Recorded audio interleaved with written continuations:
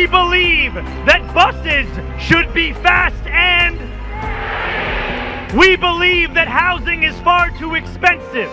We're going to build hundreds of thousands of affordable homes, take on bad landlords, and freeze the...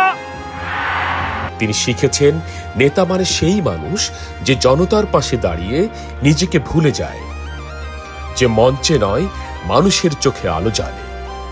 একবিংশ শতাব্দীর পুঁজি নির্ভর রাজনীতির এই সময়ে যখন নেতৃত্ব মানে ক্ষমতার চেয়ারে বসা, তখন জোহরান দাঁড়িয়েছেন উল্টো দিকে, মানুষের ঘামে, শ্রমে, স্বপ্নে।